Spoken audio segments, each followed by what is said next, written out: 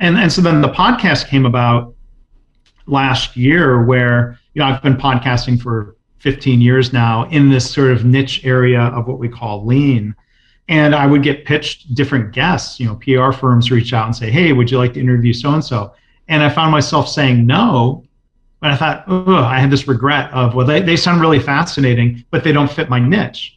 And then last year, somebody had pitched Kevin Harrington, who was one of the original sharks on the show Shark Tank. Yeah. He had co-authored a book with another entrepreneur named Mark Tim. And I thought, I don't want to say no to this guy from Shark Tank. Let me find a way to say yes. And so then after some conversations back and forth with a couple of these PR firms, so what do you think about a podcast called My Favorite Mistake, which is also partly inspired by the Sheryl Crow song of that title. Yeah. And so Kevin Harrington, thankfully, was cool with the idea, and many, many other guests have been thankfully willing to come and share a story about a mistake from their career that was a favorite because it was a good learning opportunity. Well, I love how you've already kind of set this up, that it's not so much the mistake, it's what do we learn from it. Yeah, I love that. I love that you've spun it that way and really kind of put that burden on us, but an important burden, to reflect on those and say, how did that make me better, faster, smarter, whatever, improvement word we can use there. So, okay, so when you think about your show, what have been some of the takeaways from what you've been hearing from some of those mistakes? Are you noticing any patterns that when people talk about their favorite mistake, how it shaped them or changed their life in a positive way? Yeah, it's a great question. I mean, there are a couple of patterns. Probably at least half the time when I ask my guests, what's your favorite mistake? At least half the time they'll say something along the lines of, oh my gosh, I really had to think hard about which one was my favorite because I've made so many mistakes. And I think the willingness almost like your children, like I love them all equally, but these are...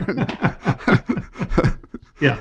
Well, so and the show is not called my biggest mistake, right? Because it's not a show about, feeling sorry for ourselves or wallowing in like this soul crushing mistake. I mean, sometimes a favorite mistake is also a big mistake, but, I think back to the point of willingness to admit that we make mistakes. I think especially like when they've had some, people on my podcast are very accomplished, very successful people. And I think maybe it sets a tone for others who are earlier in their career or looking to be an entrepreneur who might think, well, I'm not going to make it unless I'm perfect. Well, here's the punchline of the story. Nobody's perfect.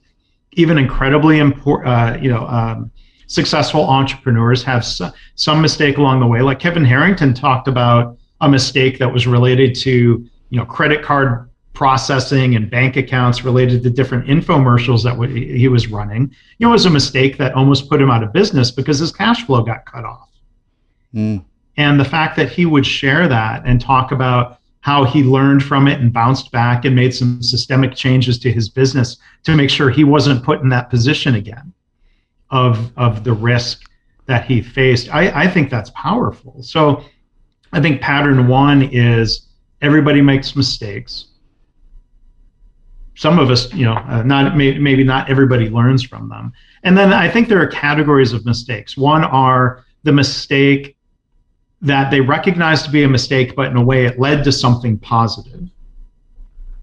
And then I think there's a category of things where, I thought I had made the right decision, but then over time it revealed itself to be a mistake. And that pattern of reflection of saying, well, what would I have done differently, and more importantly, what can I do differently in the future? I think those are some of the themes that come out of the stories that people tell.